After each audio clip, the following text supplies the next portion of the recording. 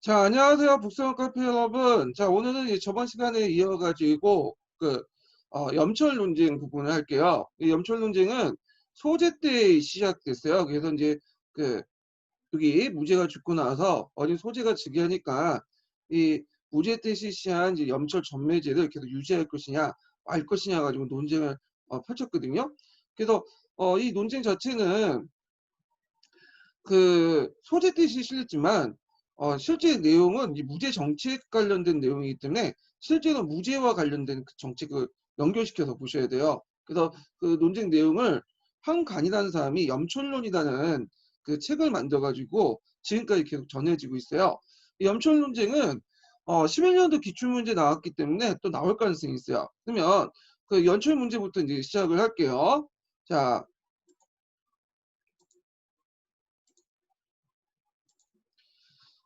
이제 그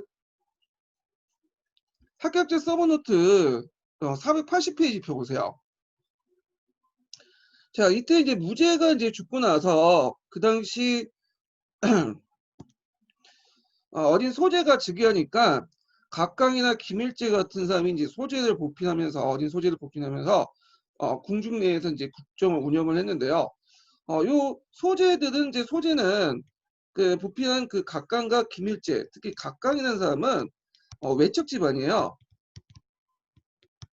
예전에 이제 제가 얘기를 했듯이 무죄는 외척을 이제 적극적으로 이용을 해가지고 대신들 견제하고 자기의 어떤 황제권을 강화시킨다고 했죠. 특히 외척 집안 세력들을 어디에 주로 등용을 하냐면 상서라든지 중서 같은 내조에 많이 등용을 했어요. 자, 근데 이제 그 당시 이런 내조 중심의 측근 중심의 이제 정치에 대해서 반발하는 세력들이 등장했는데 외조죠. 외조라는 거는 국가의 공식적인 기관이야. 그래서 상공 국영을 이제 대표하는 국가의 공식적인 기관인데 그 당시 승상부와 어사대부가 이제 그 당시 그 각각과 대립을 하고 있었어요. 자, 근데 이제 그 상황에서 이제 염철 논쟁이 이제 일어난 거죠.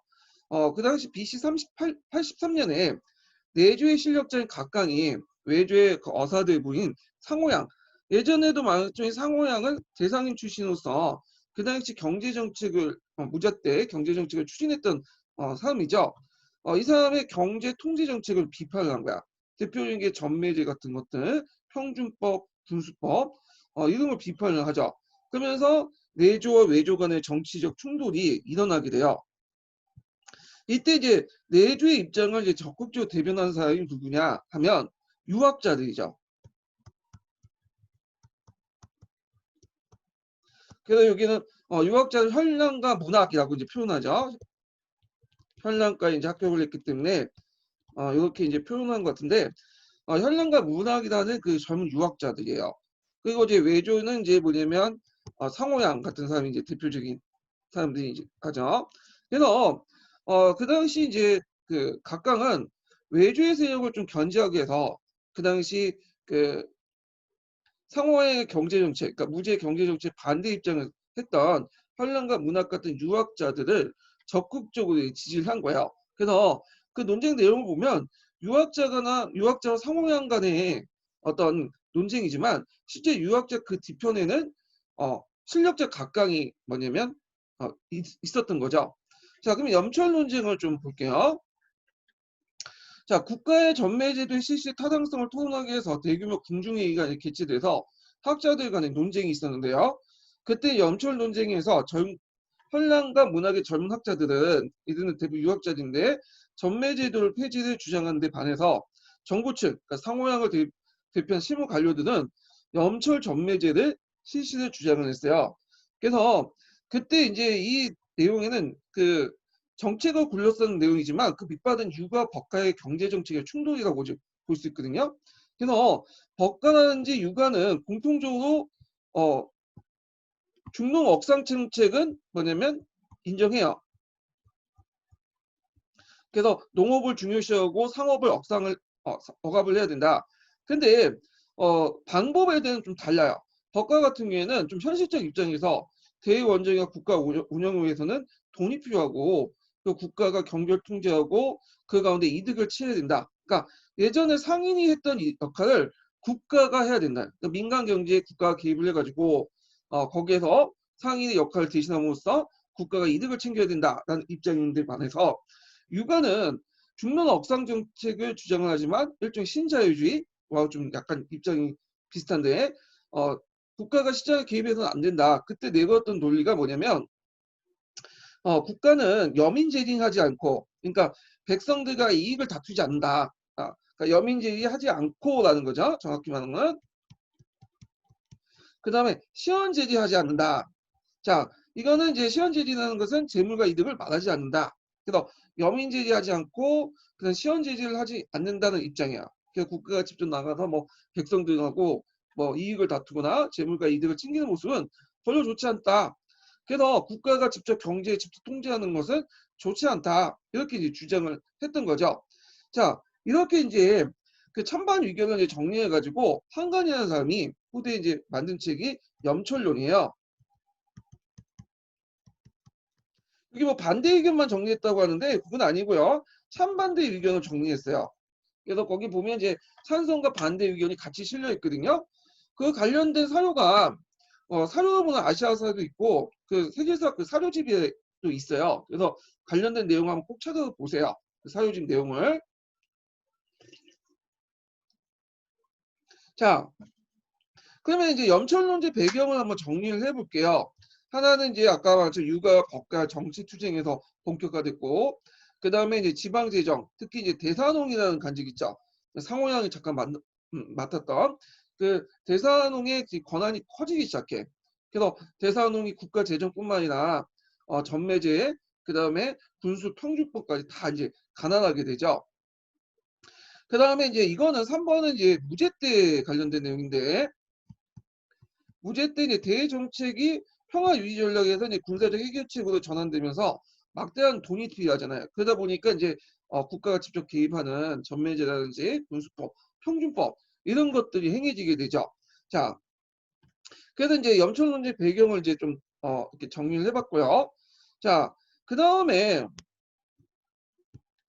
그 외척세의 등장과 이제 정치의 분란을 볼게요. 자, 무제 때부터 형성된 이제 내조 정치의 모순에서 외척들이 이제 등장을 해요. 외척들. 그리고 거기에다 한관들이 또 바로 하죠. 이 한관들은 외척과 한관들은 정형적으로 무제 외에도 한나라 때 외에도 다른 왕조에서 또 특히 이제 많이 보이는데 외척은 여러분도 아다시피 이제 그 황제를 보필하는 그 외가 쪽에 있는 사람들이죠.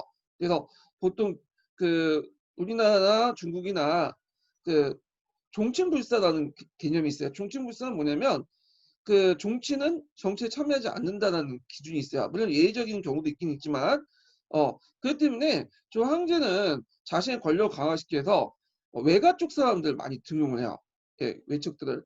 그리고 이제 황제라는 자리가 상당히 뭐냐면 어 외로운 자리잖아요. 그러다 보니까 친구가 별로 없어. 그래서 정서적으로 심리적으로 공감할 수 있는 한관들을 이제 중용을 하는데 문제는 이제 이 한관들과 외척 세력들이 너무 커지면 국가의 공적 시스템이 붕괴되고 이런 뭐냐면 그 사적 시스템 이런 측근 세력들이 이제 정치를 농단한다는 거죠. 요번에 이제 많은 박근혜가 이제 어 정치를 하는데 최순실이 와가지고 농단하는 것처럼 자 그리고 이제 유능한 황제 같은 경우에는 컨트롤 잘하죠. 이 외척과 한관 세력들을. 근데 유능하지 못한 황제가 등장할 경우에는 그게 문제면 국정농단으로 이제 발생이 되죠. 우리나라도 그렇죠. 그런 측근 세력들 국정농단 같은 경우에 그 박근혜 때가 너무 이제 많이 나타나는 게 뭐냐면 박근혜가 무능했기 때문인 거죠. 결국에는 이제 전환 말기 때 들어가면 이 외척과 한간세 세력 다툼이 일어났고 결국에 외척이 왕망이 이제 승리하면서 전환을 멸망시키고 이제 신을 옹립하죠. 신을 옹립한 것보다는 신을 건국했다라는 게 맞죠. 옹립은 누굴 맡아 모셨다라는 뜻이니까. 자, 그래서 신의 이제 건국 관련된 내용은 좀 나중에 좀 뒤에 설명을 할게요. 자, 그러면 전환 그 한무제 이후부터 경제 상황은 상당히 심각했어요. 이거는 이제 문경 치지부터 이제 있었던 내용인데 일단 대토지 경병 그래서 농민층 분야로 이제 사회가 혼란되고 그 뒤에 얘기했지만 정통적 항청 사회가 붕괴가 되기 시작해요. 그리고 그 자리를 차지했던 계층이 이제 그 호적세력들이죠. 그리고 이제 동중서 같은 사람이 이제 그 토지 사유 제한 주장을 했지만 호적의 반대로 시행되지 못했고, 그 다음에 예전에 한번 시험원이 나왔던 거에 뭐냐, 전환 한전대야. 이 교과서에 나오죠. 한전대 때는 예제 때는 건의한 내용인데, 그 제후반과 연우들 본권 내에서 토지 소유만 강하고 그다음에 관리와 일반 서민들은 불문하고 30경 이내만 소유권을 제한하자. 토지의 소유를 제한하자. 한전제인데, 근데 이거는 실제 실시한 건 아니에요. 실시하진 않고 제한만 했어. 제한만. 한전제는. 그래서 요거 이제 좀 파악을 해두시면 될 것 같아요. 자, 그 다음에 이제 뒤에 넘어서 또 한전제 관련된 내용이 있는데 보면, 그리고 이제 상인과 토지의 소유 금지하고 노비 소유도 제한하다 이런 내용인데, 엄밀히 말하면 노비 소유는 이제 한전제하고는 관련이 없죠. 이거는 이제 그 다른 내용이죠. 라도 이렇게 쓰시면 돼요. 그래서 하여튼 다와 한전제와 이 노비 소유 제한은 누굴 견제하려는 걸 여러분들 아시죠? 호족들을 견제하려고 하는 거고, 그 당시 이제 뒤에 이제 왕망도 이와 비슷한 왕정제라든지 그 다음에 노비 매매 금지 이런 걸 이제 또 했죠. 그래서 그 당시 성장하고 있었던 호적 세력들을 견제하려고 했다. 이렇게 기억을 해두시면 돼요. 자, 그러면 예전에 못 풀었던 그 문제를 한번 풀어볼게요. 염철 논쟁과 관련돼 가지고 한번 풀게요. 자, 그 기출문제 푸죠. 기출문제 그 283페이지 2번 문제 보세요.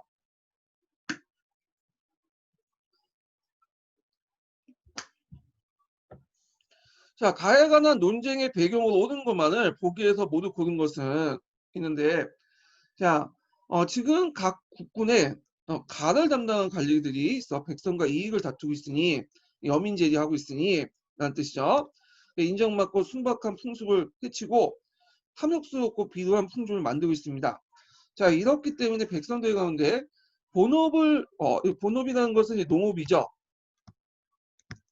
농업을 나가는 자는 적고 말업을 쫓는 자가 늘어났다. 이때 말업이라는 것은 상업을 의미해요. 그럼 여기에 가는 들어갈 것이 뭘까요? 여기는 이제 염철이죠. 염철.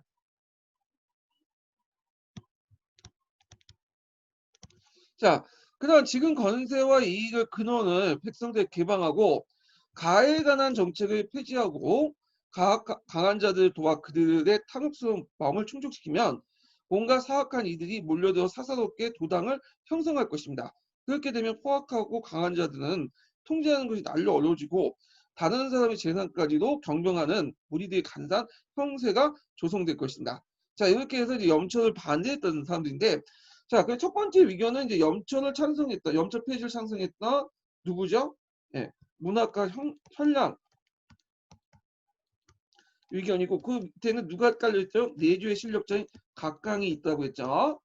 자, 그리고 두 번째 의견은 이제 누구냐면 상호양의 의견이에요. 외조의 대변자인. 그래서 이 사람은 이제 국가가 간섭을 안 하면 문경 시대 때 문제와 경제 시대처럼 이제 호족세력들이 오히려 더 등장을 해갖고 가난한 사람들 땅을 뺏어가지고 경별을 할 것이다. 그래서 국가가 직접 통제를 해야 된다. 이렇게 이제 주장을 한 거죠. 그래서 국가가 민의 삶에 개입하는 걸 정당화시켜주는 그런 역할을 했는데, 현실적인 입장을 볼 때는 상호양의 의견이 맞아요. 예, 국가가 적극적으로 통제를 해서 어떤 계층 간의 어떤 분화 이런 것들을 막았어야겠죠.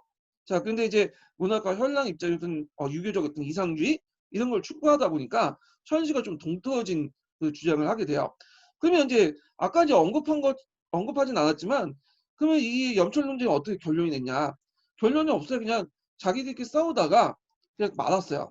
예, 결론은 계속 염철 전매제가 실시했죠. 왜냐면 이 염철 논쟁에서 이제 그 전매제 폐지하고 대안이 없는 거예요. 대안이 없는데 어떻게 이제 해요?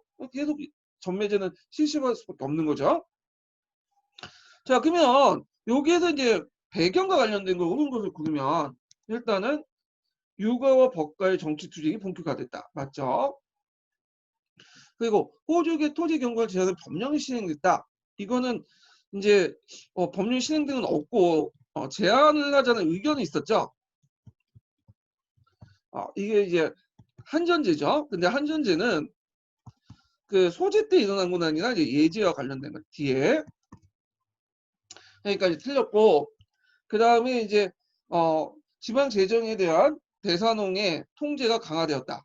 예, 이거 맞죠? 그래서 그 당시 대산홍의 통제 관련돼 갖고 이 대산홍이 상당히 이제 뭐냐면 여러 역할을 하게 되는데, 그 중에 한부제 때는 권한이 더 강화돼서 염철, 그 다음에 평준, 그 다음에 군수법을 이제 통과하는 중요한 간직이 되었죠. 그래서 기출문제 분석하는 게 요게 이제 그 예문에 보면 이런 것들이 다 나와 있어요. 그래갖고 답만 맞춰보시는 분이 있어. 기출문제 분석하는데 이게 답이 어떻고 거기에만 관심 있는 분이 있는데 그건 전혀 의미가 없어요. 예전에도 몇 번 얘기했지만 출제자가 병신이 아닌 이상은 그대로 안 내요. 그래서 기출을 운영을 해도 그 기출 예문이나 이런 것들 다른 각도나 다른 방식으로 내는 거죠. 예. 그렇기 때문에 오답 하나하나, 예문 하나하나를 다 보셔야 돼. 예. 자, 그 다음에 니은을 본 대외정책의 평화 유지 전략에서 군사적 해결책을 전환됐다. 예, 무제 때 얘기죠. 근데 이 무제 말년에 이 군사적 해결 정책도 포기했죠. 그래서 윤대조라도 좀 이제 그 얘기했던 거와 연결돼서 좀 보시면 되고요. 전반적으로 이제 무제는 군사적 해결책을 했다. 하지만 말년에 포기했다. 자, 그러면 이제 답이 이제 뭐겠어요? 기역, 니은, 기역, 디귿, 니은이니까 답이 4번이 되겠죠. 자, 그래서 이제 점철 논쟁과 관련된 내용을 한번 풀어봤고요. 자, 그러면 이제 다시 합격자 서브 노트로 돌아갈게요.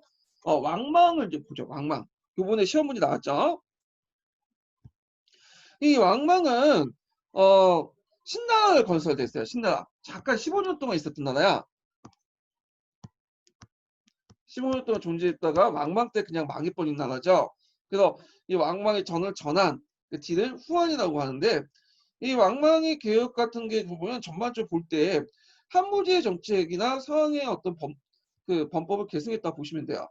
국가가 적극적으로 개입을 해가지고 통제하는 거죠. 그래서 왕망도 겉으로는 되게 유교를 내세우지만 실제 정치는 법가적 형태로 했어요. 그렇지만 이제 이런 정책들이 어, 무제 때는 통했지만 요때는 통하지 않았어. 왜냐면 시대적 배경이 전혀 이제 맞지가 않았던 거죠. 예, 그래가지고 이상주의자라고 이제 찍혀가지고 후대에 큰 영향을 미치지 못했지만, 일단은 임용에서는 한 두세 번 계속 나오니까 이 왕망의 정책을 좀 체계적으로 정리할 필요가 있어요. 자, 왕망의 정책은 이제 주요 내용을 보면 이 사람은 참의설 이용해서 성향으로 즉위를 했고, 그 다음에 왕정제와 노부매매를 금지했죠. 그래서 이런 것들은 다 호족들을 견제하기 위한 정책들이었고, 그리고 국가의 경제 통제 정책을 했죠. 그래서 주례를 바탕으로 이번에 기출문제인데 오균, 그 다음에 육완이라고 했는데 육완이 아니라 이게 이제 육간이에요. 육간. 예. 그래서 오균이 아니라 육간이라고 하는 게 정확한 것 같아요. 그 다음 오수전 폐지 등등 화폐 개혁을 했다는 거, 그리고 주례체제에 의해서 개혁을 했고요. 간제 개혁이나 강령 지명 등을 했고, 그 다음에 외치에서 유교적 중화사상을 내세워서 주변의 이민족으로부터 많은 공격을 받았죠. 그래서 홍노의 관계가 이제 약화됐고, 그리고 또 이제 왕왕정권 역사적 의의는 그 신화에서 전환적 체제에서 후한적 체제로 넘어간 가도기적인 체제였다. 재민지배 체제에서 그 다음에 호족사회적인 어떤 전제지배 체제로 넘어가는 가정이었다. 그런데 이제 왕방의 사회개혁이나 이런 것들은 의도는 좋지만 사회적인 어떤 그 시대적 배경이 맞지가 않았기 때문에 결국에 실패를 했다. 그래서 결국에는 전 국민들, 전 계층적인 공격을 받아서 멸망을 했다. 이렇게 기억을 해두시면 되고요. 그러면 요게 내용은 좀 자세한 내용이 없기 때문에 제가 이제 동영상 심화자료를 가지고 관련된 내용을 좀 자세히 얘기를 할게요. 자, 심화자료 몇 페이지에 펴보시냐면요. 130페이지 보세요. 130페이지.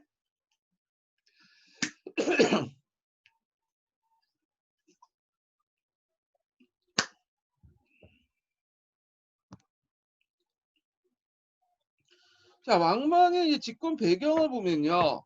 무제 때 성립된 내조 정치, 측근 정치가 이제 외조 정치로 이제 변화되는 과정을 이제 볼 수 있는데 이게 무슨 말이냐면 왕망이 그 무제 때 이제 상서나 중서 같은 외척들이 장악한 정치 내조 정치가 있었잖아요. 근데 시간이 지나면서 이제 이게 내조가 국가 권력을 다 장악을 해버려요. 그래서 실제 외조는 이제 뭐냐면 유명무실하죠. 그래서 근데 이게 역설적으로 이제 뭐냐면 내조가 국가 권력을 장악하면서 이제 이게 뭐냐면 외조화 돼버린 거예요.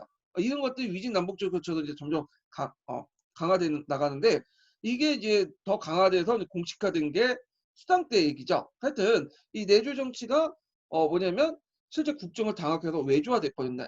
그래서 이때 이제 문흥왕제가 계속 집권하는 과정에서 내조를 담당했던 실제 국가 권력을 장악했던 왕망이 외척 왕망이 정권을 장악을 하게 되죠.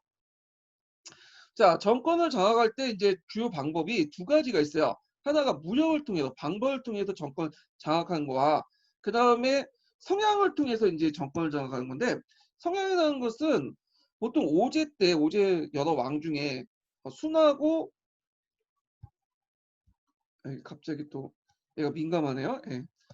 요순이 있고 그다음에 순하고 이제 그 있잖아요. 요와 순이 있죠.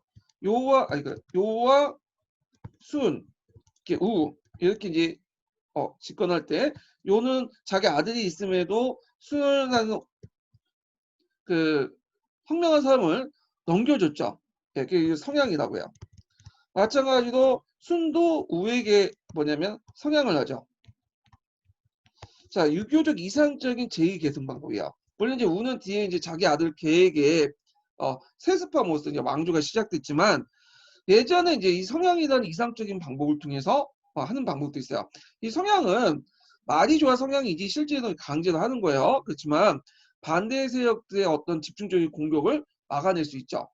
예, 그리고 이런 황제 계승을 정당화시켜주는 방법이야. 아름답게 치장을 할 수 있는 거죠. 그래서 이제 후에 이제 위진 남북조 시대 때나 역대 왕들 특히 이제 정복 왕조가 아닌 그런 역대 왕조의 황제 계승은 성향이라는 방법을 했다고 보시면 돼요. 예. 자, 그래서 이제 성향이나 형식으로 외척의 왕망이 건국했고 이거 예전에 기출이 나왔죠. 참일선을 바탕으로 못한데 신비주의 유학 배경을 통해 집권했다 이렇게 이제 있는데 요게 예전에 집권 과정이 09년 기출문제 나왔으니까 좀 기억을 해주시면 될 것 같고요. 그러면 관련된 줄을 한번 관련된 근거편을 좀 읽어볼게요. 자, 여기 보면 이제 먼저 볼 게 이제 아타르사 중국사 성향과 관련된 내용이 있는데 한번 읽어볼게요. 자, 전하는 왕망에 의해서 채탈됐고 왕망의 신정권은 15년 만에 멸망한 후한으로 계승했다. 그래서 이제 그 전후한 400년간 역사를 본다면 그 왕망 정권 15년간의 짧은 기간에 불과했으나 왕망 신정권에 관한 역사적 의미는 매우 크다. 우선 왕망 정권은 중국 역사상 처음으로 무력이 아닌 선양이라는 그 왕조를 찬탈했고 딴 사실과 왕망 개혁이 중국 역사상 아주 드문 혁명적인 방법이었다. 이거 동양사 개론이네요. 예, 그 뒤에가 이제 아트란스 중국사 내용이고요. 자, 하여튼 무적을 통해 왕조를 창업한 진시황이나 한 고조와 달리 왕망의 정통성의 확보에 상당히 신경을 썼죠. 그래서 한대의 성향을 비롯해서 유교의 정치 이념을 신봉하는 사인 집단이 형성됐기 때문이다. 그래서 왜 이렇게 성향이라는 것을 굳이 할 필요 있었냐? 사인 집단들. 그러니까 사인이라는 것은 유교의 왕궁과 의리에 상당히 강조되는 민감한 집단들이야. 그래서 그들의 지지를 받고 반발을 무마시키기 위한 거였다. 이런 걸 볼 수가 있겠죠. 자, 그 다음에 거기 이제 동양 그 왕망이 집권하는 과정에서 또 신비주의를 또 이용했다고 했죠. 그래서 이제 그 내용을 보면요. 자, 유가가 갖고 있는 군주나 왕도였고 그 경전은 어느 곳을 보나 항제라는 군주관이 존재하지 않아요. 이 말은 뭐냐면 유가 원시 유교가 가지고 있는 그 군주관이라는 것은 왕도 정치예요. 그리고 왕이 왕답지 못하면 역사할 수 있고 왕이 왕답지 못하면 떠날 수도 있어. 선택인 거지 뭐 거기에 충성하고 그런 내용은 없어요. 근데 항제라는 건 뒤에 만들어진 거 진시황 때.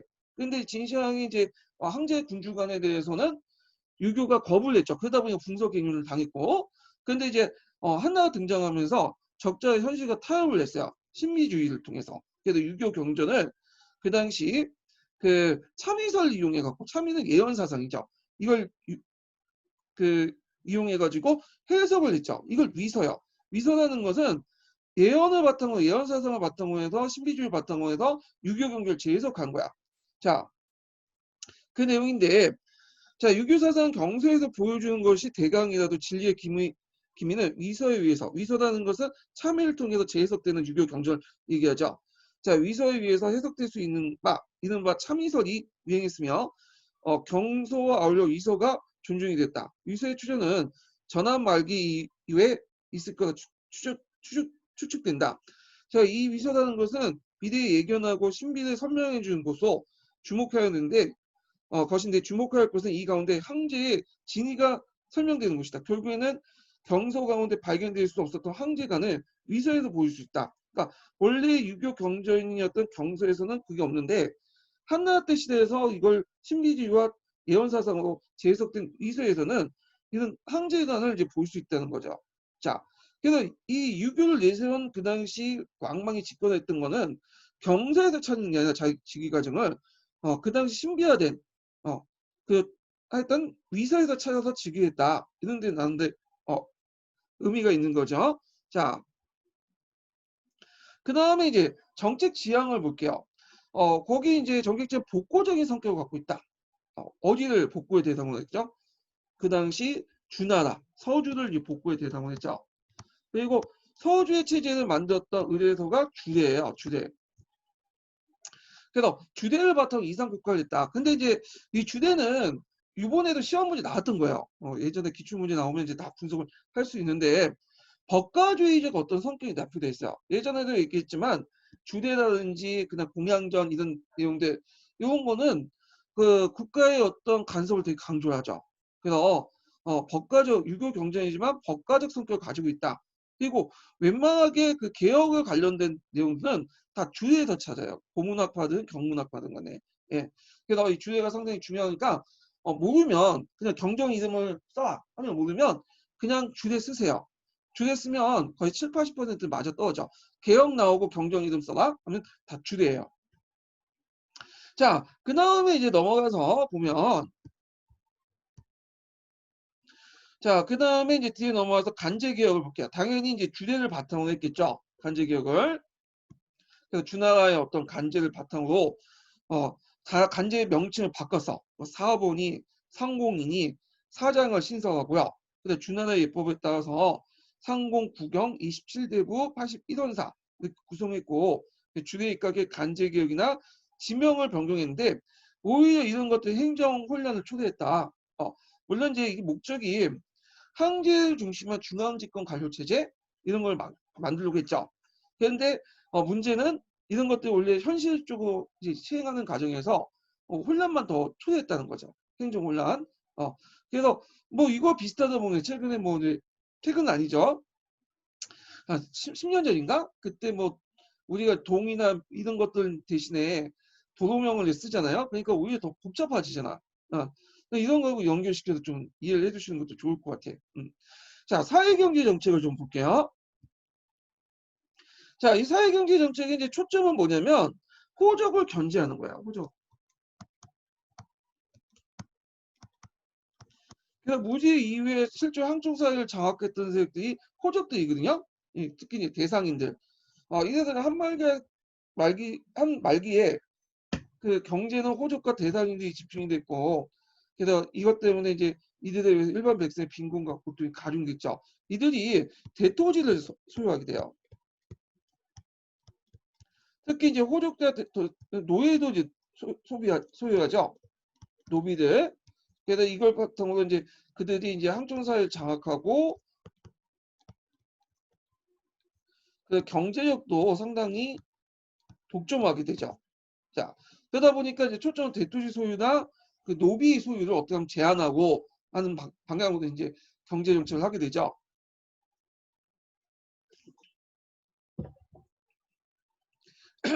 그래서 토지 국유화를 실시하죠. 이게 왕전제죠. 요번에 시험 문제 나온 그 왕전제 모델이 됐던 것이 정전제예요.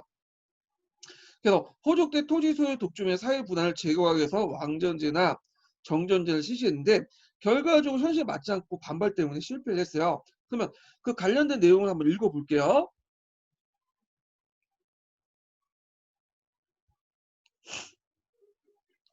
자, 주 410번을 볼게요.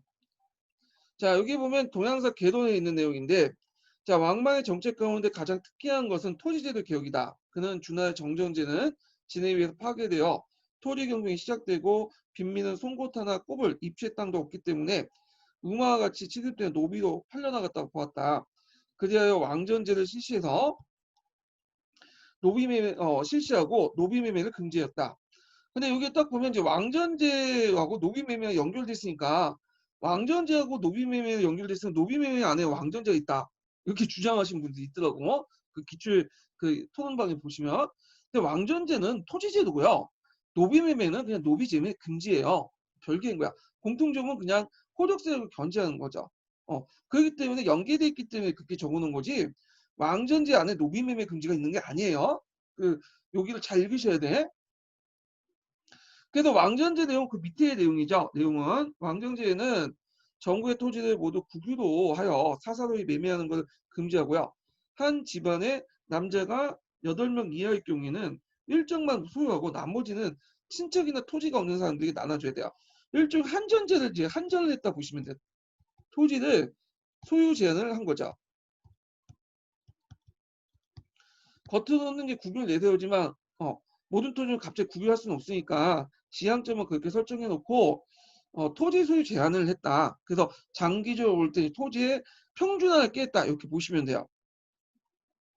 자, 왕방의 왕전제에선 주대의 전전제를 모방한 것으로 진해 위에 파괴됐던 것은 유교의 주장 그대로 따라온 것이다. 예. 요때 이제 왕전에서 왕정이나 일정이라는 것은 다 뭘로 모델을 했어요. 예.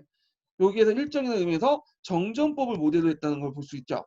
이거는 누가 주장했다고 했죠? 맹자가 주장했죠. 실제로 이제 실시한 제도는 아니고요. 맹자가 주대의 그 족보를 보고 생각한 그 이상적인 어떤 토지 모델이에요. 그래서 이것이 후대에 큰 영향을 줬다고 했죠. 자, 그러면 이제 계속 내용을 좀 볼게요.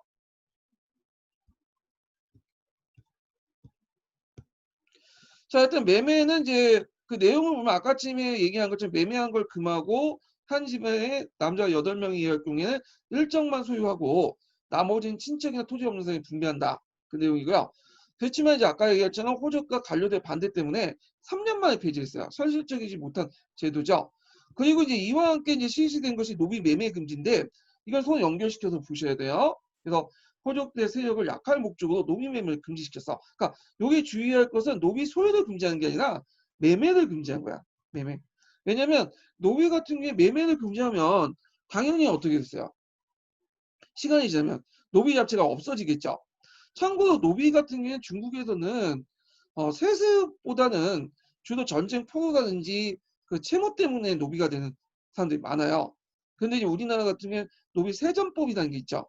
예. 그래서 노비가 세전돼서 노비가 이제 재생산된 구조인데 중국에서는 그런 건 아니고요. 노비는 세전되진 않고 주로 이제 한 대에서 끝나는데 주로 어떤 이유로 노비가 이제 채무 때문에 이렇게 팔려왔거나 전쟁 포로가 노비가 되는 경우가 많아요. 우리나라하고 요런 점에서 좀 차이는 있어요. 자, 그러면 이제 그 관련된 내용을 좀 볼게요.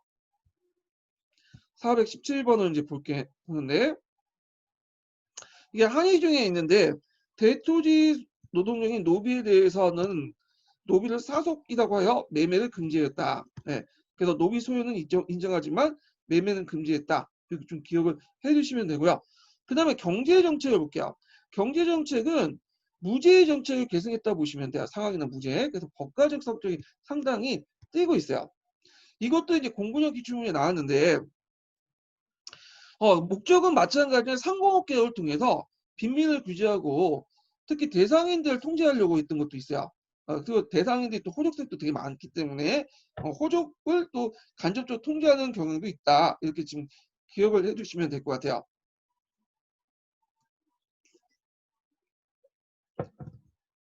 자, 그러면 중국사 서설에 있는 5관과 6관 제도를 5군과 6관 제도를 이제 좀 볼게요. 자, 6관은 염, 철, 주, 산택 등의 물상화폐와 최동의 물가 조절 등 금융 6개 항목을 말하고요. 5규는 육간 중에 물가 조절가 가능된 것이다. 이 중에 육가는 6개 품목에 대해서 정부가 장악하여 운영한 전매업이다. 자, 그 다음 5규는 그 수도 장안을 중심으로 그 당시 낙양, 임치, 한단, 완, 성도의 5개 도시와 시를 설치한 5군가를 말한다. 자, 이들의 5군가는 물가 조절을 담당했는데 고기나 견, 마, 포인데 견은 이제 여러분들 아시피 이제 비단간이고 마는 마직물이죠. 예. 자, 이런 비축된 품목을 중심으로 타 지역과 시세를 비교해 감정을 하여 물가를 조절했다. 자, 그러면 이제 5균 제도 정리하면 5균 사시사라는 걸 설치해서 경제를 감시하고 대여 업무를 담당하고 물가 조절을 한다. 그래서 상인의 폭리를 억제하는 정책이죠. 이거는 무슨 정책과 연결되냐면 분수법하고 이제 평준법은 이제 연결되는 거죠. 한부제 정책 중에. 그다음 육간제도라는 건 뭐냐면 6개 품목을 정하고 국가가 장악하는 거야. 예. 이걸 이제 전매법인데 이거는 이제 한부제 때 전매제도가 연결된 거죠. 자, 그 다음에 이게 또 이제 상업통제정책 중에 하나가 4대 제도예요. 4대 제도는 뭐냐 국가가 백성들의 저리도 돈을 대여하는 거야. 그래서 햇살놈인가 지금 하는 거 비슷하다 보시면 돼요. 고리대를 이제 받고 방지하고 백성들에게 이런 이제 저리도 대여하면 백성들이 생업을 도와주고 노비가 되는 것을 방지할 수 있죠. 예. 요거는 좀 생각이 좋은 것 같아. 그래서 이제 지금도 그거 실시하잖아요. 정부가 저리 대출. 근데 그 당시에는 맞지가 않았던 제도다. 이렇게 보시면 되죠. 너무 시대를 너무 앞서가는 제도인 것 같은데 자, 이들 5균 제도, 육간, 4대 제도 요거 이제 좀 기억을 해두시고 그 다음에 넘어가서 화폐 제도를 좀 볼게요. 자, 화폐 제도가 지금 제일 많았던 제도인데 오수전을 폐지했죠. 전환 때 잘 나가는 그 오수전을 폐지하고 화폐를 되게 바꿨어. 그래서 이제 뭐 대전, 개전, 착도, 하천. 그래서 화폐 한 가지만 만든 게 아니라 계속 이름을 바꾸면서 품질을 바꾸면서 계속 만들었어. 그러다 보니까 이제 화폐 정책의 일관성 및 백성들의 신뢰를 상실해요. 그래서 백성들을 위해서 정책을 한다고 했는데 화폐 정책 같은 정책들이 백성들 분노를 산 거죠. 모든 사람들이 계층의 어떤 그 공격을 받게 된 거예요. 자, 그러면 이제 그 415번 화폐제도 관련된 내용을 좀 읽어볼게요. 자, 대전, 개전, 그 다음에 착도 등 신화폐를 주주했다. 소전이 새롭게 주주하여 대전과 함께 사용케 했고 나머지는 폐지했다. 또 4년 후에는 대전과 소전을 폐지했고 새로이 하프와 하천을 만들어 사용했다. 그냥 왕방이 이 같은 화폐 정책은 일관성이 없어서 너무 바꿨기 때문에 불편했을 뿐만 아니라 식망을 잃게 되었다. 자, 결과를 볼게요. 자, 결과는 의도하지 않지만 이런 가운데 여러 가지 부작용이 나왔어요. 백성들 왜냐면 법이 이렇게 많다 보니까 법을 다 인지하지 못하잖아요. 그럼 지키지 않으면 또 형벌이 또 취해지고 백성들의 형벌이 가중되고 관료의 사리사욕, 유능한 관료의 부재, 물가 상승만 해서 오히려 이게 뭐냐면 실패했다. 자, 그래서 이제 요 내용들 파악을 해주시면 될 것 같아요. 자, 그 다음에 뒤에 넘어가서요. 외교의 파트를 볼게요. 이것도 이제 공군형 기출문제 나왔는데 이 사람이 내세운 게 유교적 중화사상이죠. 현실은 뭐냐면 생각하지 않고 유교적 중화사상만 강조하다 보니까 이 조공채권 관계를 예전에 그냥 상징적인 측면에서만 했는데 너무 원리 원칙 F인 대로 한 거야. 그러다 보니까 주변 민족들이 반발을 불렸겠는데 자, 이것이 왕방 정권의 합법성과 정통성의 치명성을 일으켰어요. 자, 그 왜 그런지 이제 좀 볼게요. 왕망은 대외 정책에서도 실패했다. 자, 신앙조에 수입한 왕망은 주변의 제민족들에게 여러 민족들에게 이 사실을 알리고 한에게 줬던 인수를 도장을 회수하고 왕망이 새롭게 인수를 주는데 여기까지는 좋아요. 근데 이제 왕망이 외의 군주의 칭호를 다 뭐냐면 왕이란 칭호를 줬는데 얘는 후로 강등했죠.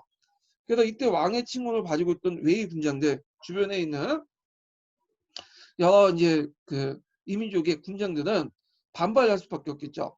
자, 이들은 이제 북방의 홍로, 선호, 온남의 구정왕, 고구려 왕 이렇게 이제 했는데 이들을 구정 후 특히 우리나라 같은 경우에 고구려 왕인데 이게 고자가 높을 고자잖아요. 건방지다. 그래서 하자로 바뀌었어. 그래서 하구려 후를 왕을 후로 바꾼 거야. 그러니까 이제 이거 강등되니까 반발하죠. 이게 우리나라 때 유리왕 때예요. 유리왕 때. 고구려 2대 유리왕 있죠. 자, 이에 주변국 왕들은 대단히 붕괴했는데 이 중에 이제 북방의 홍로 선우가 반란일으켰죠. 그래서 서역 제국도 반란일으켰고 그리고 동북의 고구려도 동북 병정을 침입을 했고요. 자, 근데 이제 이게 왜 왕망정권 합법성과 정통의 치명성을 일으키냐면 그 당시 그 참의설에 의하면 유교 경전에 의하면 그 항상 그 제2설에 의하면 문후한 황제 그리고 하늘의 천명을 수행하지 못한 황제의 어떤 그에 대해서 상제가 경고를 내는데 그 중에 하나가 뭐냐면 주변 민족 침입이야. 그래서 황제가 하늘의 명을 제대로 수행하지 못했기 때문에 주변 이민족에 침입받는다는 그런 제2설정 내용이 있어요. 그러다 보니까 왕망이 유교를 내세웠죠. 그러니까 이 유교적 그 내세우는 그 청인상관설이나 상승이나 이런 것들 위해서 볼 때는 그 사람은 정당성이 없는 거죠. 그래서 요게 상당히 치명상을 입었다. 요게 이제 주 내용에 있어요. 한번 볼게요. 자, 419번을 보면요. 왕망은 이제 그 주변 외의 군제로부터 외교 실패와 불안은 왕망정권의 치명적이었다. 당시 유가든 동중세 제2설 같은 거 있죠. 제2설 영향을 받고 있었으며 주변 이민족의 침입은 일식, 해식의 출현, 홍수 등과 같이 천재의 부독의 소치로 간주되었기 때문에 왕망정권의 합법성과 정통성에 치명적인 영향을 주었다. 자, 이와 같이 왕망의 정치, 사회, 경제를 걸친 재개혁은 모두 실패에 끝났고 홍로정벌도 무참히 실패를 끝났기 때문에 민심의 이만과 함께 모든 계층의 반발을 초래하여 마침내 곳곳에 반란이 일어났다. 이렇게 이제 보시면 될 것 같아요. 자, 그래서 이제 결과를 보면 시대의 역행적인 내용 때문에 이게 시대에 맞지 않는 개혁도 있죠. 그래서 이제 의도는 좋은데 시대에 맞지가 않아. 너무 이상적이고. 그 농민반란, 호족대 반발로 멸망했다. 그때 농민반란 중에 대표적인 게 뭐냐면 정미의 난과 농림의 난이 있어요. 제가 생각에 이것도 이제 사설보는 아시아사에 있기 때문에 나올 수가 있는데 이거 좀 일단 한번 읽어보고요.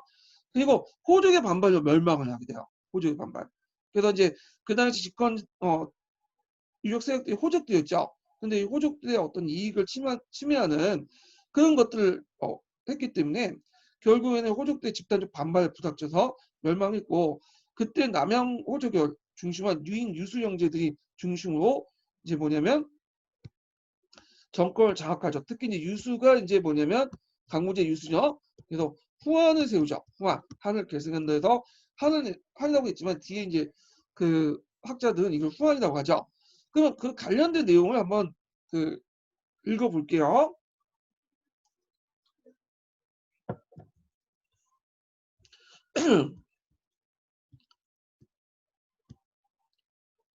자, 여기 보면 이제 줄 420번을 볼게요. 자, 여기 보면 이제 두 번째 줄 보면 서주들 이상화해서 실행된 대표적 간제개혁이나 강명이나 지명의 병신변경은 행정의 비효율성을 이루어지고 무죄 이후 표준화폐 역할을 했던 오수준의 폐지는 경제 면에서 혼란을 불러일으켰다. 그리고 주요 사업을 국가 독점의 정책은 지방 호족대 불만을 초래했다. 그래서 현실적인 경제 정책에 어떤 불평을 가져오면서 구제 직접적인 대상 호족은 물론이구나 원칙적으로 보호를 받은 손흥민도 강한 불만을 드러냈고 결국에는 왕만의 정통성 확보나 유교적 지식인들의 어떤 요구에 부응하자 그들의 한국에 주안점을 둘 수밖에 없었던 근본적 한계를 벗어날 수 없었고 이 때문에 지나친 무모한 정책과 제도 남발로 손흥민의 지지를 상실하였다. 이렇게 이제 보시면 되고요. 자, 그 밑에 이제 421번은 정리의 난과 관련된 내용이죠. 왕만 정권 말기에 18년 왕만 정권 타도를 목표 염호라는 여성을 중심으로 반란군과 권승을 중심한 일반 일어난 반란군이 합쳐 조직되었다. 그래서 이들은 하덕이라는 것인데 이때 오행설에 입각해갖고 이제 뭐냐면 붉은색으로 눈썹을 칠했어요. 이걸 붉은색 눈썹을 칠 때는 정미라고 하죠. 정미. 자, 그 다음에 이제 또 하나의 반란이 그 농림산이 일어났기 때문에 농림의 난이 있어요. 그 줄 422번 있죠. 왕만정권 말기에 왕만과 왕봉 등이 호복성에 어떤 농림산을 근거지에 농림봉기율 농림의 난이 나는데 자 그들은 이제 유연을 황제에 올림했지만 왕만군을 물리쳤지만 정리군의 공격을 받고 몰락을 했다. 이렇게 이제 보시면 되고요. 그 다음에 참고로 그 신라를 멸망시킨 거는 그 물론 호족 연합 정권이었지만 호족 연합군이었지만 그때는 아직 유인 유수 형제가 그렇게 부각이 됐던 건 아니에요. 그래서 유연이라는 사람이 있었거든요. 유연의 갱신군이 신앙주를 멸망시켰어요. 그리고 멸망하고 나서 그때 이제 또 내분이 일어나고 그때 이제 뭐냐면 유연은 또 죽고요. 내분 가중에 그 다음에 유수 유인인데 유인도 죽고 그 동생이었던 유수가 황제가 됐던 거야. 자, 그래서 요 내용들 파악을 해두시면 될 것 같아요. 그럼 왕망정권 역사의 의미와 평가를 볼게요. 자, 아까쯤에 좀 언급을 했지만 일단 전환적 체제에서 후한적 체제로 넘어가는 가도기적 체제였다. 그 전환적 체제는 뭐죠? 전환적 체제는 개별 임신적 체제죠.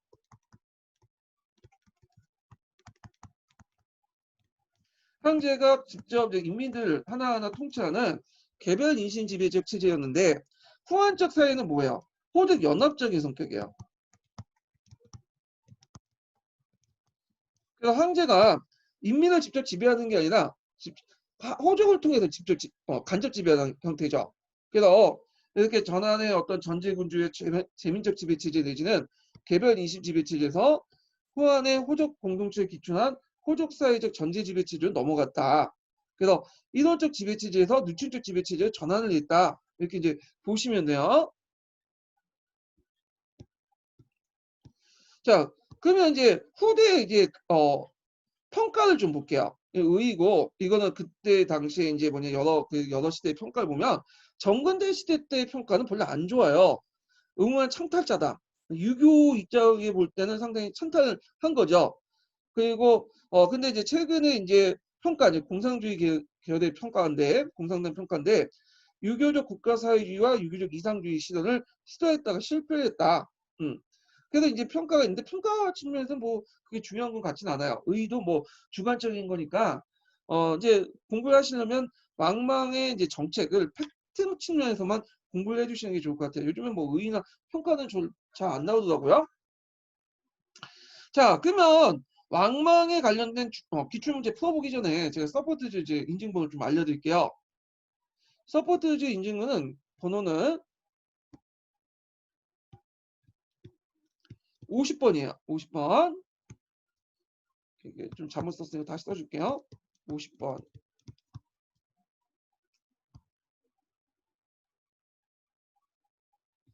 자, 그러면 왕망과 관련된 기출문제를 좀 풀어보죠. 자, 기출문제 풀어볼게요. 자, 여기 보면 쭉쭉 넘어가서 요걸 안 풀었네. 잠깐 6번 문제는 잠깐 안 풀어온 것 같은데 한 문제 할 때 6번 문제를 잠깐 풀어볼게요. 자, 미출제 문제를 해결하기 위해서 한 문제가 실시한 법령 2가지 쓰시오. 그래서 그 앞부분을 각자 읽어보시고 거기에 제후왕국의 세력이 점점 강대해져서 한제국 위협적인 존재가 되었다. 그건 이제 법령이니까 뭐 추운령이라든지 자간륜이라든지 아당륜이라든지 이런 내용들 쓰시면 될 것 같아요. 예, 이거는요. 자, 그 다음에 뒤에 넘어가서 보면 7번 문제 볼게요.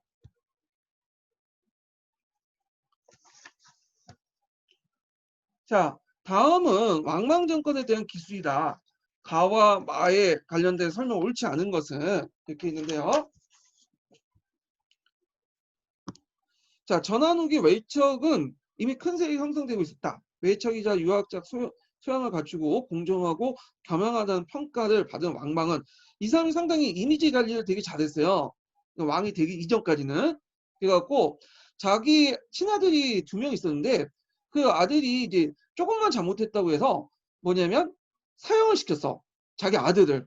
그래서 이제 평판 관리를 한 거죠. 자, 그래서 왕망은 참의선이나 천재 지변을 교묘하게 이용해서 여론을 조작한 뒤에 무슨 방식을 통해서 아까 성향이라는 방식이죠. 이 성향이라는 방식으로 신이라는 국가를 세웠다. 그는 나에 근거하여 간제 개혁을 실시했지만 자 여기 나라는 건 요번에 시험 문제 나왔던 뭐죠? 주대죠. 기출문제 분석 잘하신 분들은 맞출 수 있어. 주대. 자 행정상의 혼란만 초래했다. 또한 호족대 대토지 소유를 제한하는 다해 토지를 실시했고 이거 왕정제죠. 그렇지만 호족과 관료들의 격렬한 반대에 부닥쳐 3년 만에 폐지했고 그러나 국가주대 경제정책은 현실 생활에 큰 불편을 가져와 호족은 물론 소농민의 강한 불만을 드러냈다. 거기다 안정적인 포준화폐였던 오수전을 폐지했고 그 다음에 왕망이 정권의 가장 큰 타격은 외교정책이었다. 이렇게 이제 있죠. 결국에는 여기 정리와 농림의 붕기로 하여 15년 만에 정권이 붕괴되었다. 이 내용이 있어요. 자, 그러면 1번 문제 볼게요. 가는 사마현이 이 방식을 통해 이 원제로부터 권력을 이용받았다. 맞죠? 그래서 위진남북주 시대 때는 이렇게 많이 이용을 했죠.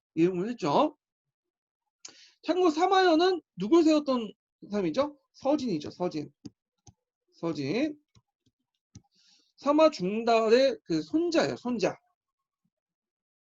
그 다음에 나는 주대죠. 무춘추가 이들 개혁의 모델을 삼고 서주를 본받아서 명당을 건립했다. 맞죠? 그래서 이건 무춘추 할 때 이제 얘기할 텐데 무춘추가 이제 당을 일시르고 멸망시키고 세운 나라가 주예요. 주. 주대에 입각해서 또 간제 개편도 하고 그래서 이 주를 보통 무씨가 세운 주대에서 무주라고 하죠. 무주. 자, 그 다음에 다번은 토지들 왕토사상이 입각 국가가 농민의 일정한 토지를 분배한다? 그게 아니죠. 제한하는 제도죠. 분배했던 제도는 아니에요. 그래서 요거는 틀렸죠. 그 다음에 이제 한무제 때 실시한 군수법, 평주법, 염찰 전무제도 이 전체의 성구였다. 맞죠? 육간, 오군제도 뭐 이런 것들은 자 군수법, 평주법, 전매제 이런 것들에 영향을 받았어요. 그 다음 외교정책의 실패에 관련된 사항을 보면 하위사상에 입각해서 고구려의 명칭을 예전에 하고구려라고 했죠. 후라고 했죠. 예. 그래서 이제 결국에는 뭐냐면 반발 사게 되죠. 자, 그래서 답이 3번이 돼요. 3번. 자, 그 다음에 이제 관련된 문제 또 볼게요.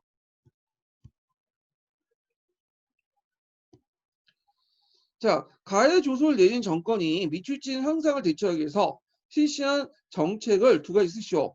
가는 그는 왕망이죠. 왕망. 왕왕이 조소를 내려 말하기를 대저 주대에는 사대라는 제도가 있다. 사대는 예전에 얘기한 것처럼 저금리 제도죠. 국가가 금리를 낮춰갖고 뭐냐면 국민들이 이렇게 돈을 주는 제도야. 그 다음에 과거에는 오균이라는 제도가 있고 그리고 사대 열고 오균을 펼쳐 여러 관리들에게 그 사람을 두는 것을 서민이 구제하는 것이다. 자, 이건 사대와 오균 제도를 실시한 것은 왕망 때 얘기고요. 자, 그다음 나는 남양군의 번개 집안에 있어요. 번개라는 유명한 사람이 있는데 이 사람은 식리 활동을 잘해서 그 뭐냐면 노예고 많고 막대한 토지를 가지고 있어.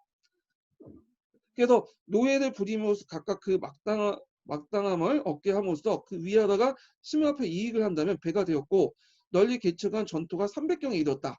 그러니까 그 당시에 이제 그 호족 집안들이 이게 노예와 그 다음에 노비와 막대한 토지를 배경으로 해서 심을 뭐냐면 성장을 했다.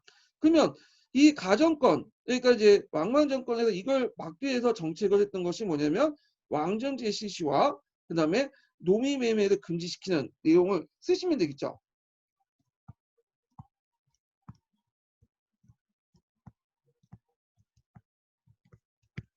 자, 그래서 이제 8번 문제 풀어봤고요. 그 다음에 이제 좀 넘어서 요번에 이제 나온 오늘 기출문제일 거예요. 예, 기출문제 한번 풀어보죠. 쭉쭉 넘어가서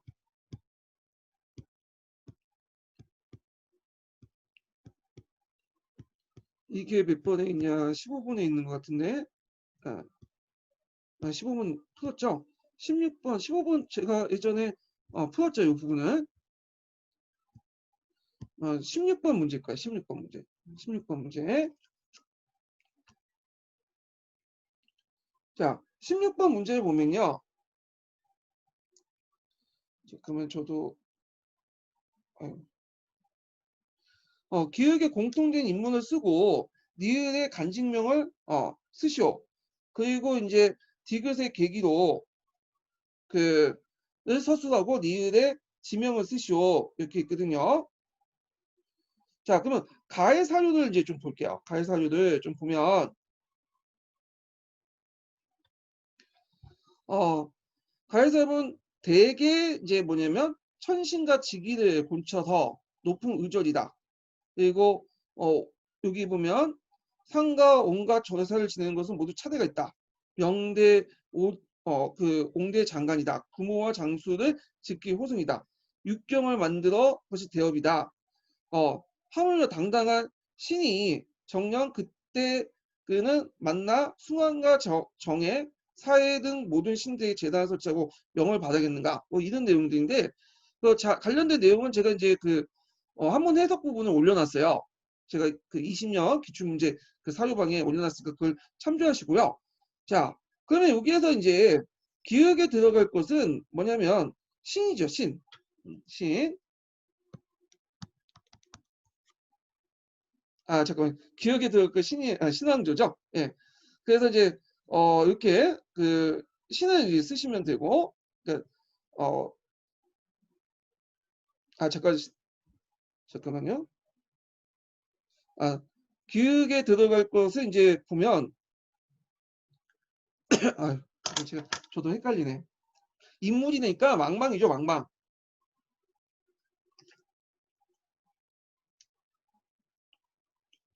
그래서 왕망이 세운 뭐냐면 건데 이게 이제 좀 약간 제가 잠깐만요. 이게 맞나? 아유, 이걸 제가 어떤지 좀 이상하다 했다. 16번이 아니라 17번을 얘기했어야 되는데, 예, 다시 이제 수정해서 할게요. 예, 어쩐지 이게 요거 펴놓고 하니까 안 맞는 거야. 그래서 17번은 다시 할게요. 17번을. 예, 여기 이게 17번인데, 17번 이제 할게요. 자, 기역에 들어갈 왕조 13경을 중에 하나의 니은을 순서대로 쓰시오. 그리고 기역 왕조가 니은을 참고하여 토지 제도를 규정된 내용을 2가지 쓰시오. 이렇게 이제 있거든요. 그래서 16번 문제가 아니라 17번 문제인데 제가 16번 보고 이제 계속 얘기를 했어요. 잠깐 착각을 해서. 야, 그러면 이제 여기 보면 요거부터 다시 할게요. 대개 천신과 지기가 고쳐 정하는 것은 높은 의절이다. 상가 온갖 제사를 지내는 것은 모두 차대가 있다. 그리고 명당과 옹당은 장관이다. 규모 장수는 지극히 호성이다. 육경을 만드는 것이 대업이고 하물며 기역에 들어가는 신이죠. 신. 예, 광조가 신. 신이 정령 그때 만나 숭악 정에 사회 등 모든 신대의 재단을 설치하여 명을 받기를 바라는가. 요거는 이제 문선에 있는 내용인데 요것만 보면 좀 약간 어려워요. 근데 밑에 있는 내용을 보면 좀 약간 이해가 될 수 있는 부분이 있죠. 요거는 이제 이해 토지를 고르게 하여 백성을 조사하게 하고 그리고 그 수장을 세밀히 알았다. 상지는 가족이 친이야 맡을 수 있고 일가는 3인이 담당하고 중지는 중간 땅이죠. 가족이 6인을 맡을 수 있고 이가가 5인을 담당하고 하지 좁은 땅이에요. 작은 땅은 가족이 5인이 있어야 일가가 2인을 맡는다. 그래갖고 이제 있는데 자 여기에서 이제 이거는 토지제도와 관련된 거죠. 토지제도를 그런 각각의 토지 규모에 따라 제한을 시키는 그 내용인데 그러면 요걸 통해서 여기 기역 신을 유추할 수 있어요. 신왕조. 그리고 니은과 관련된 제도를 이제 규정한 것은 주례죠. 주례. 자, 주례를 쓰고 되고 그다음 토지 제도는 정부의 토지를 모두 국가의 소유를 해 매매를 금지시켰다. 예, 일정을 한도 정한 후에 초과 토지는 신족이나 항당의 토지 없는 자에게 분배했다. 이걸 쓰시면 돼요. 예, 그래서 20년 기출문제 풀어봤고요. 그 다음에 이제 쭉 넘어서 이건 제가 하다가 어저께 했던 한 문제 관련된 그 내용인데 제가 착각을 했어요. 이게 자 그래서 이제 이렇게 한번 풀어봤고 다시 이제 넘어가서 또 볼게요. 후안으로 넘어갈게요.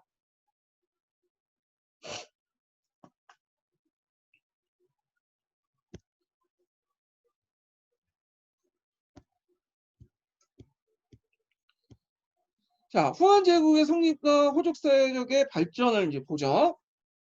자, 후한의 건국과 이제 호족 정권의 이제 그 등장을 보면 신정권이 멸망됐죠. 그래서 그 앞에서 이제 언급한 농림의 난이나 정리의 난, 그리고 이제 호족 반란, 그래서 남양의 유수 유인 형제, 농민군이 연계돼서 유연 임시양제가 되고 갱시라고 또 해요. 경시라고 하고 또 갱시라고 했기 때문에 이들을 이끄는 군대를 갱시군이라고 하죠. 근데 이 갱시경은 이제 그냥 신을 멸망시켰지만 그 후에 자기끼리 내분이 있어서 결국에는 유수가 이제 최종 승리자가 되죠. 그래서 이 사람이 이제 남양의 항제로 이제 즉위했다. 그래서 후한의 수도는 장안이 아니라 낙양이에요. 낙양. 자, 이 사람을 강무제라고 해요. 강무제. 그래서 여담이지만 그 우리나라하고 이 강무제는 좀 관련이 있어요. 약간 덥네요. 에어컨 좀 틀어야 되겠다.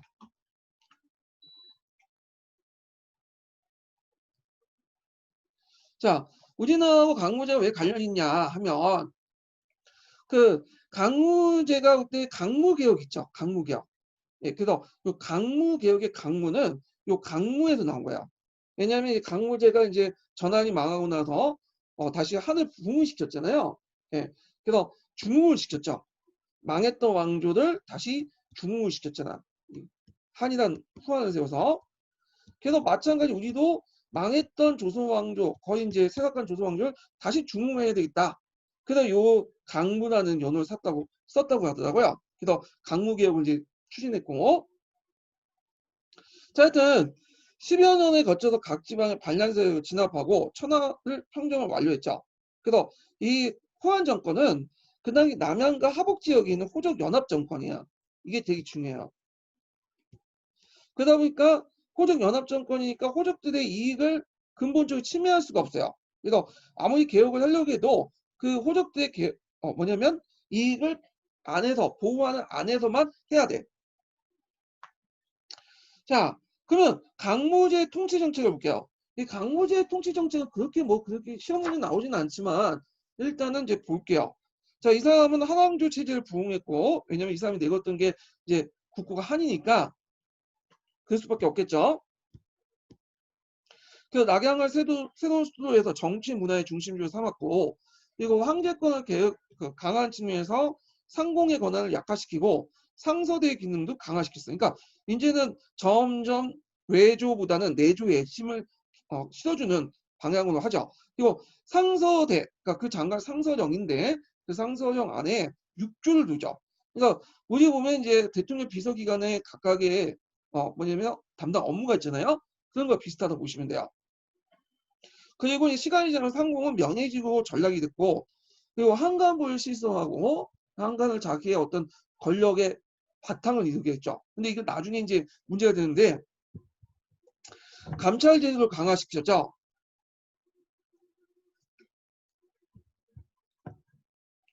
사대교리나 13주 자사인데 이거는 이제 한무제 때 이제 세워진 건데 강무제 이후부터 그들의 권한이 점점 강화시켰다고 보시면 돼요. 사대교리 때 이제 보면 경기 지역, 경기는 남양 주변을 얘기해요. 네. 경기는 보통 수도 주변 지역을 땅을 얘기하죠.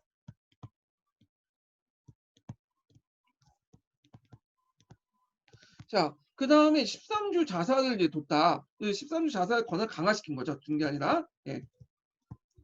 그 감찰관을 확대시키고 사법권을 재심이나 관리의 비행을 탐핵하거나 우수한 지방관 추천 등 지방에 대한 통제권을 이제 강하고 나중에는 군사권까지 장악해요. 결국에는 이제 후한 때는 3층제가 완성됐다고 보시면 되죠. 주, 군, 현. 주의 자사의 권한이 강해졌다. 그 다음에 민생 안정정책을 보면 징병제를 폐지하고요. 양전사업을 통해 공평한 조세를 부과하고 등등 했지만 한계가 있어. 아까 전에 이제 이런 것들이 이 양전사업 같은 경우에는 이제 누구와 관련돼 있어요? 네, 호족들의 어떤 토지와 관련돼 있죠.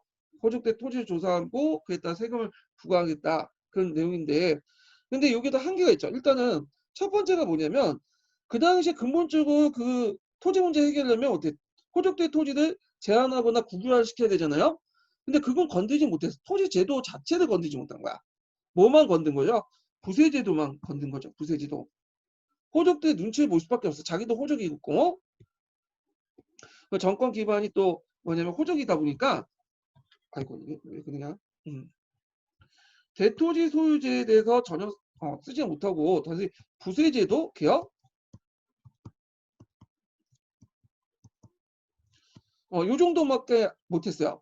그리고 이제 사료를 보시면 알겠지만 그 당시 이제 그 호구 조사를 할 때 지역마다 뭐냐면 편차가 있었고 관리대 뇌물들이 많이 이제 받고 또 토지 조사도 제대로 안 됐어요. 예, 양전 사업 같은 것들이 제대로 안 됐다는 거죠. 그래서 이게 사료를 보는 아시아사에 있으니까 한번 읽어보시고. 그래서 그 앞에 있었던 그 왕방의 개혁하고 비교해 볼 수 있죠. 왕방은 토지 제도 자체를 이제 뭐냐 건드려 가지고 아예 대토지 소유를 제한을 하려고 했던 거고, 근데 이에 반해서 그 강호제 개혁은 대토지 사유를 인정하는 것에서 가운데 부재 제도 개혁만 한 거죠. 토지 제도 그 조사하고 그것만 했던 거. 그리고 노비의 해방령을 내렸지만 매매 금지 이거 왕방하고 비교해 볼 수 있죠.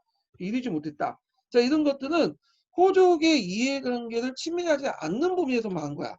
황제권 강화도. 그러니까 이건 뭐냐면 후한 정권이 어떤 성격을 띠고 있기 때문에 호족 연합 정권의 어떤 성격을 띠고 있기 때문에 호족 연합적 성격을 띠고 있기 때문에 그죠.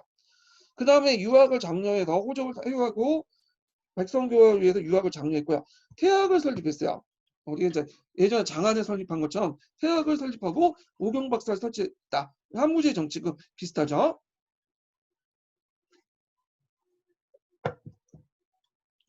자, 그 다음에 관리등용원에서 이제 군태수나 유능한 인재에 속관을 임명하기도 하고 중앙에 추천할 관리에 진출했는데, 이 말은 이제 여기 군태수가 유능한 인재를 속관 임명한다는 거는 지방의 인사권을 황제가 갖고 있지 않고 그 지방 호족대 세력들이 갖고 있다는 거야. 그 당시 뭐 군태수나 자사나 이런 다선 호족 세력들이니까. 자, 그리고 지방의 연원을 좌우하는 당연히 호족의 자제들이 대부분 추천되죠. 이런 제도를 뭐죠? 한거 이선제. 그리고 한국 이선 중에 후한시대 때 유교적 도덕을 강조하다 보니까 예교주의가 유행돼. 그래서 한국 이선주 중에 그 효와 그 이런 것들을 강조한 호와 염치, 예의 이런 것들을 기준을 꼽는 무슨 가? 효용가가 그 당시 주요한 관리 선발 방식 중에 하나였죠. 자, 하여튼 이런 그 제도 개혁을 통해서 호족적 성격이 변하는데, 호족은 단순히 지방의 유력자, 지주적 성격에서 이제 한국 이선제를 통해서 관료적 호족으로 바뀌게 됐다.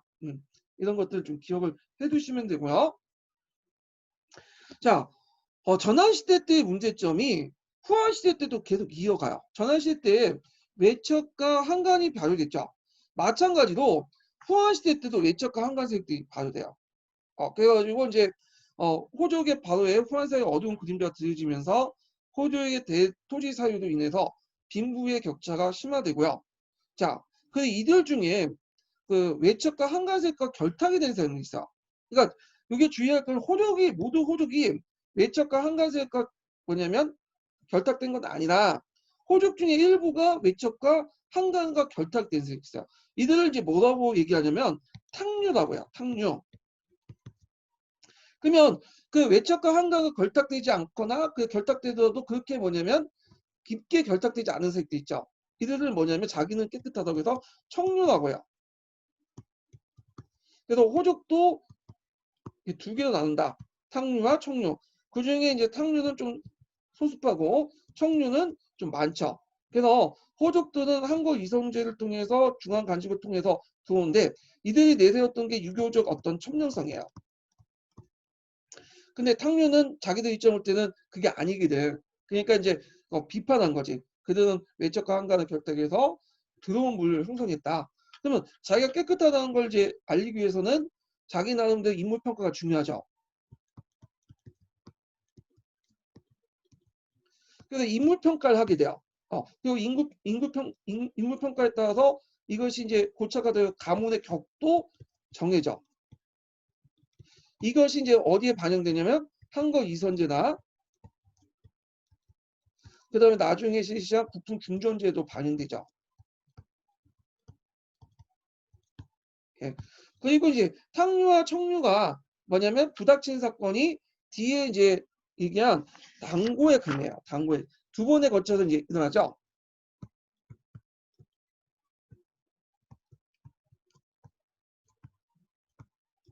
자, 그래서 이제 이런 과정을 이제 겪게 됐다. 그리고 이제 그 당시 외척과 한간세력들 바로가 이제 고쳐되고 특히 한간세력들이 이제 수익 커졌는데 그 중에 우리가 대충 이제 많이 들어봤을 거예요. 십상시라고 많이 들었죠. 이 십상시가 후한시대 때 대표적 한간세력들이에요. 예. 그래서 요걸 이제 좀 보고요.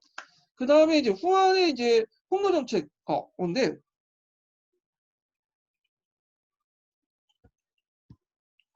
자 후한의 홍로 정책을 보면 후한을 보기 전에 이제 전후한이라고 보시면 되겠네요. 이게 후한이라고 되어 있지만 전환, 후한의 후한 홍로 정책 이 중에 신라도 있네요. 예. 자 전환 때는 이제 아까 이제 한무제 때 잠깐 이제 뭐냐면 그 홍로들을 막북 지역까지 이제 몰아냈죠. 그리고 나서 이제 그 한제국까지 합친에 들려서 강원 대립이 계속 이어졌다가 홍로 세력에서 전환 시대 때 내분이 발생이 돼요. 그래갖고 두 개의 세력으로 분열되죠. 동홍로, 그 다음에 서홍로. 그래서 요들을 제대로 이제 뭐냐 통제를 하게 돼. 특히 이제 동홍로가 그 당시 그 친해졌는데 전환 정권하고 그래서 BC 그 51년 동홍로는 몽골의 홍로를 그 통일하고 몽골의 홍로라는 것 좀 그러고 몽골 평원이라고 좀 보시면 돼요. 그 당시 몽골족들은 그 당시 몽골 평원이 있었지 않았어요. 그 만주 북부 지역에 있었던 집단이었죠.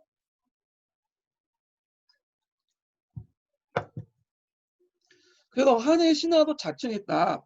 그래서 한해에서는 그 동홍로를 선우의 지를 제후왕위에 두고 파격적으로 외신으로 이제 우대를 했고요. 그 종래대 중국의 병경 밖에서 거주하는 거 허락했고 왕소군의 일화가 있다. 이거 왕소군이라는 유명하죠. 예. 그래서 이제 그때 선제인가 원제 때인가? 예. 그때 이제 뭐냐면 맞는데 동로 그 선우에게 그 당시 왕소군을 줬죠. 하본 공주로서. 근데 이 왕소군이 이제 그 원제 때일 거야. 아마 그 원제 때는 잘 모르고 총애하지 않았던 사람인데 하가드에게 이제 그림을 그려오라고 했더니 그 왕소군이 뇌물 쓰지 않아가지고 추녀도 그려놨어요. 그래서 그걸 이제 줬던 거지. 그 선우에게. 근데 그 만나 보니까 그 당일날 만나면 너무 예쁜 거야. 준다고 약속했는데 또 안 줄 수도 없고 해갖고 그냥 보냈던 거죠. 자, 이게 왕소군의 일화인데 이 왕소군은 하본공주의 대표적인 이제 일화로서 널리 알려졌죠. 그러면 이 하본공주들이 갈 때 하본공주만 간 게 아니죠. 그 시종들이 같이 따라와요. 그렇기 때문에 그 당시 유목민족들과 중국 문화의 어떤 교주, 문화적들도 같이 이루어졌다. 이렇게 이제 보시면 돼요. 자, BC 36년은 상대의 적대적 서홍로가 한해 서역도군이 감염수 장군의 공격을 받고 붕괴됐고요. 그래서 이제 홍로의 정쟁이 종지되고 홍로 세력들이 이제 한해 들어갔는데 문제는 왕망 때 이제 문제가 됐던 거죠. 왕망 때 이민족에 대한 처우의 강등이 때 홍로가 다시 격분해서 이반됐고 우호 관계가 단절됐고 그리고 서역도가 폐지돼요. 여기 이제 지키지 못하니까. 자, 그 다음에 후한 때 들어와서 또 홍로가 그 내부 분열을 해요. 이때 내부 분열이 남홍로와 이제 북홍로로 이제 분열되거든요. 남홍로는 그 당시 이제 호양 선호가 왔는데 이들이 여러 부족들을 이끌고 한해 이제 항복을 하고요. 그리고 후한은 남홍로를 장성 이남으로 거죽해요. 그리고 이들이 북홍로를 공격한 데 지원하죠. 북홍로는 선비족께 쫓겨서 결국에는 이지방을 이동하고 서진을 했다가 나중에 유럽 사회에서는 그 홍족이라는 이름으로 등장을 하게 되죠. 그리고 남홍로는 나중에 이제 영가의 난을 일으키게 되죠. 이건 뒤에 위신남북대 하고요. 자, 그래서 이제 요 내용들 좀 파악을 해두시고요. 그 다음에 자, 호환제국의 붕괴에 관련된 내용은 좀 쉬었다 할게요. 이 부분은요. 예.